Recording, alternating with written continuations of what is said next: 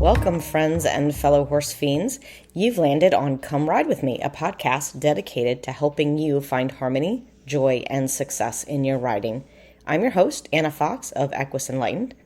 This pod isn't about training your horse, but about training you to be the best partner for your horse. Listen to find out how I use my intention to direct my ride. You'll hear how I decide what to focus on, what to say yes to, and when to redirect my horse. You'll see how not getting frustrated or overwhelmed is the easiest path to sanity and harmony. So, what are you waiting for? Come ride with me. Hey there, horse fiends. Welcome back to another episode of Come Ride With Me. Woo, that was a long break, way longer than I had anticipated. But such is life, and I have done a lot of work on my business since I was taking that break. So if you've been with me for a while, you know I promised at the end of last season that this season would be different. And I'm keeping that promise by diving deep into something that so many of us struggle with but rarely talk about: perfectionism. I am introducing my live in-person clinic, Letting Go of Perfectionism, Finding Ease in Dressage for Horse and Rider. And don't let the title scare you. It's not just for dressage riders. If you're not a dressage queen, totally for you too. It's finding ease in all your riding. This podcast season is really going to be a lead up to that clinic. We're going to be talking about releasing the need for perfection and embracing a new approach to riding, one that's focused on connection, flow, and letting go of the pressure to always be right. So, what's kind of the first thing we need to know about perfectionism? I guess that's the definition, right? And perfectionism is a personality trait often tied to high standards and self-critical evaluation. So in equestrian sports, especially dressage, it manifests as the relentless drive for a flawless performance. And this comes out not just in the rider, but also in our horses. And the worst thing about perfectionism is that it's not just about what's happening physically. It's really a mindset that creates a lot of emotional tension. And that feeds down to our horses, right? We know that our horses feel things way better than we do. Okay, so how do we identify if we're a perfectionist? Unrealistic standards. And a lot of people think that this means we just set lofty goals that we're not able to attain. But that's not really what perfectionism's getting at. It's that we're not realistic in our training methods and our training expectations. So this leads us to long periods of struggle, or what's called latency in a learning world. And this type of mentality is what has most of us drilling around the arena until you get it right, which is not really an effective way to train, but we do it anyway. And the concept of latency is something that goes with the concept of speed. We'll talk about all of that a bit later in how you can maybe mitigate your perfectionism a little bit in your training. The other thing that you'll find with perfectionists is that they are highly self-critical. Like, do you hate seeing pictures or videos of yourself? Yeah, I think we all do. And for me, it's hearing my own voice, which makes it especially hard editing a podcast. And it's also pretty funny since I spent a lot of years talking over a radio system. Where hundreds, thousands of people could hear me. Gosh, I imagine when our channels were unencrypted, everybody in the whole country could hear me if they wanted. But I still dislike hearing the sound of my own voice. I've just had to get over it and accept it as an imperfection, which is highly human, right? It's even mammalian of me because none of us are perfect. And actually watching yourself ride is a highly valuable learning tool. And I often see this criticism and judgment manifest itself in how people think about what they're doing. Lots of negative self talk, which leads to negative horse talk, neither of which are helpful. And if you haven't read or listened to Michael Gervais' book, The First Rule of Mastery, you should. It's all about FOPO, the fear of other people's opinions. And we all have it. But I think sometimes our fear of our own opinions is much worse. Number 3 on this list of identifiers of perfectionism, it's never good enough. Right? We all get into this. And this is another reason we end up just droning around the arena in search of that perfect movement. We need to realize that we can be satisfied with today's perfect, but that doesn't have to be tomorrow's perfect. If you keep a realistic mindset and you think, this is what I've got today, let's see what we can do better the next time, you will make progress faster. So accept what's perfect for today and then move on to tomorrow. Number 4, a focus on outcomes and results. When you're just focused on the outcomes and results, you forget to feel what is happening underneath you, right? You forget to feel that wonderful try your horse just offered. You didn't even notice that they tried, but they're not ready to do the whole thing yet. So that's your perfect for today. That try was perfect. And you can work on the rest later, pick it up the next time. Number 5, the fear of failure, which we all have. And it's basically the fear of rejection.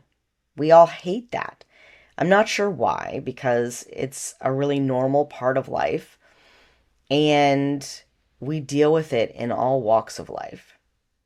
But I see it crop up in riders a lot, especially the ones who are trying to do better for their horses. They want to listen to the horse. They want to train with compassion. They want to offer the horse a choice at some point. But then the fear of rejection, also the fear of what they think is failure, stops them. And it's amazing how we forget how the power of choice works. We naturally assume that if we offered our horse a choice, that it wouldn't be going with us. I mean, is that the ultimate self-criticism or what? We forget that if we give people choices and then make our choice the best one or the most enticing one, that's what they'll often choose. And if they don't, maybe it's just not for them today. It could be tomorrow. Same thing for your horse. If you offer them a choice and they say no today, doesn't mean they're going to say no tomorrow. Maybe you do need to change something. Maybe you don't. But you can go home and wonder, do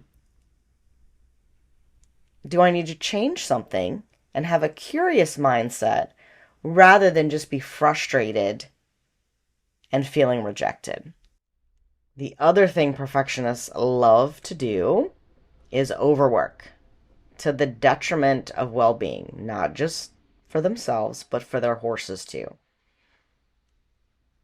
Why do we have such an epidemic of vet bills now, right? Every horse is needing this, that, or the other thing to keep competing. And what I want you to think about is how long is a standard dressage test?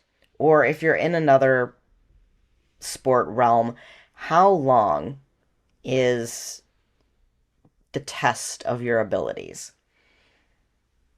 Right? In the hunter arena, it's usually like 8 jumps. A little more in the show jumping arena, but it goes faster. What I basically want you to realize is that the tests of our abilities and our horse's abilities are relatively short to the time that we normally spend training them. And yes, we want our horses to be fit enough to perform. So they should be capable of doing a little more than a standard dressage test requires. But dressage tests often change gears a lot, right? You don't hold one gait or one movement for a very long time. And the higher the level, the more often you're changing gears. So, how much are you changing gears in your everyday ride? A lot of times we'll just keep pounding on something until we either get too frustrated to continue or we feel like we got something useful, right? And this brings us back to the topic of latency that we discussed earlier. When nobody's getting a reward, when nobody's feeling like they learned anything, well, they didn't learn. Speed is actually a far better teacher. So the quicker you can get in and do things with your horse, the quicker you can have a feeling of success, the better. But we will get into this whole topic actually in the next episode of speed versus latency and how we can improve our training with that concept. For the rider, perfectionism often means living in a constant state of not enough. That also makes them feel like their horse is not enough. Or they think that their horse is just amazing and they are definitely not enough and their horse needs something better, which is a terrible place to be as well. And it's often just not true. And this pressure also affects the horse. They don't understand the emotional roller coaster that comes with our perfectionism. What they sense is a rider who is anxious, tense, and maybe even angry. Emotions that create physical and mental tension in the horse.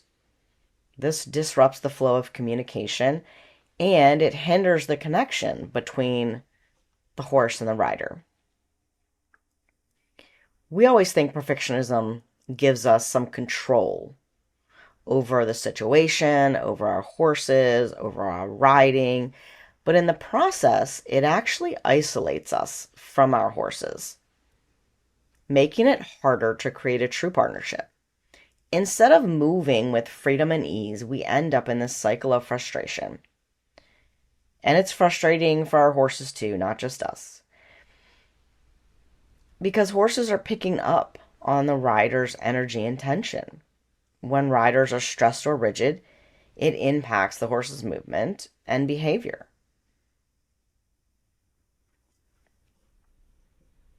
So if you wonder why sometimes you have behavioral issues with your horse, or, once you've ridden for a certain amount of time, a certain behavior comes out,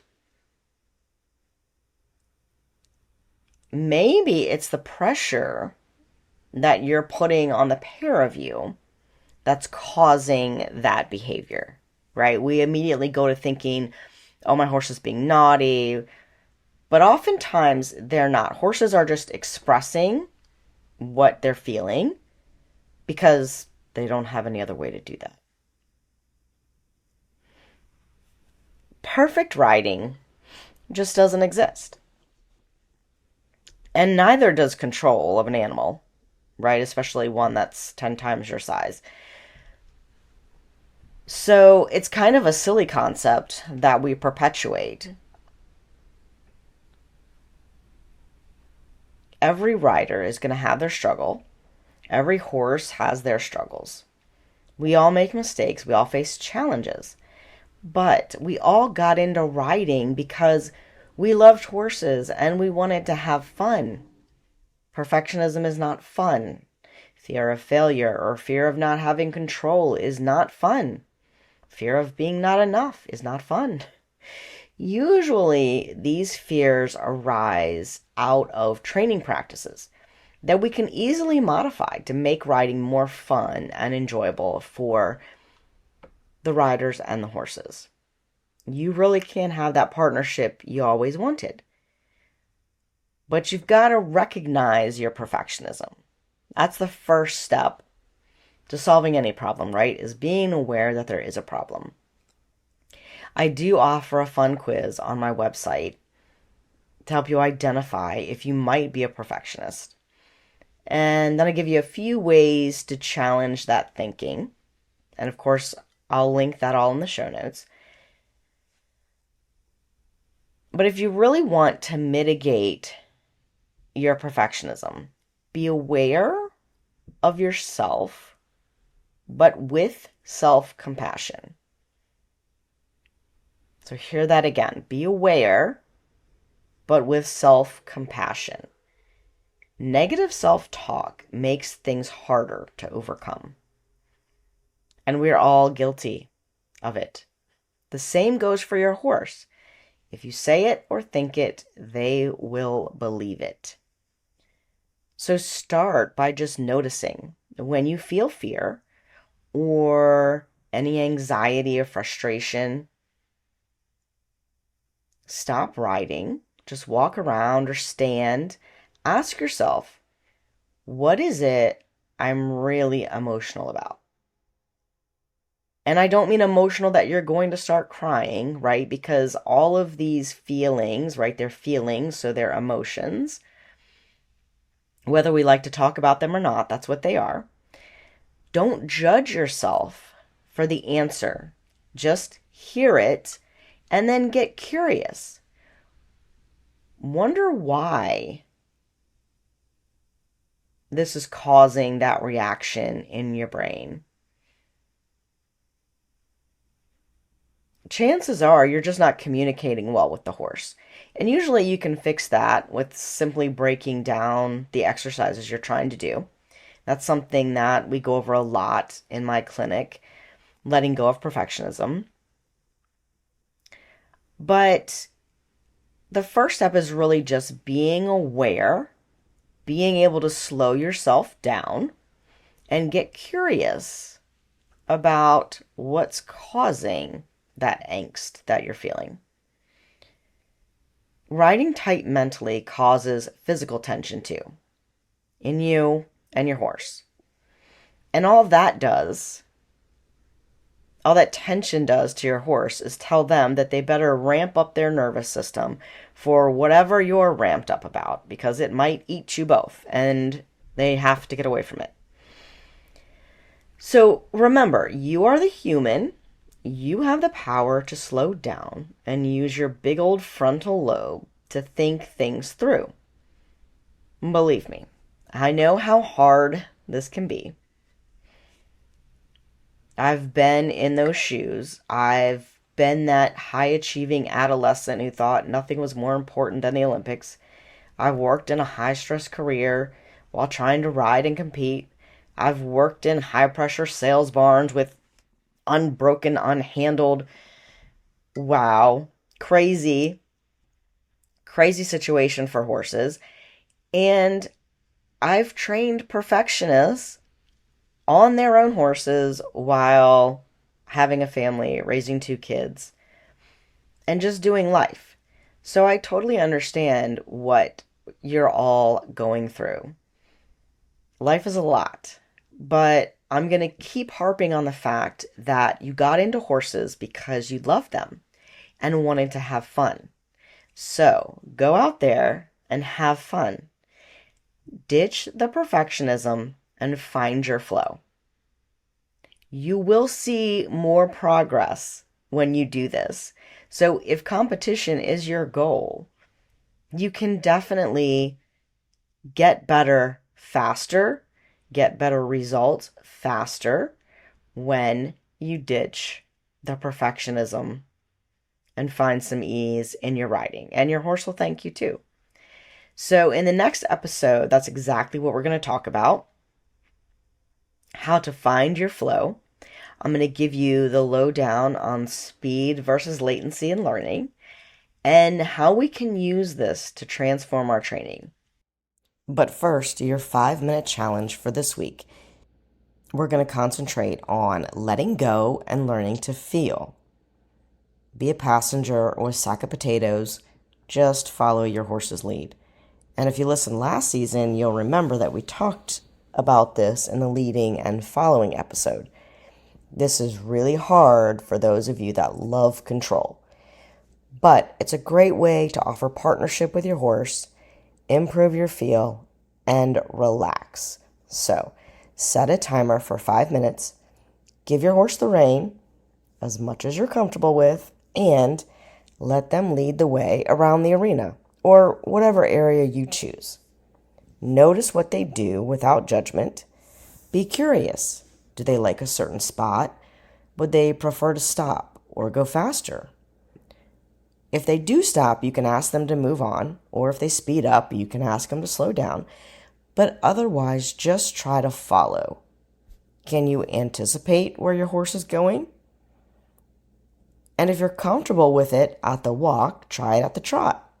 Once you're a confident follower, can you influence where your horse goes with just your mind and body and not the reins?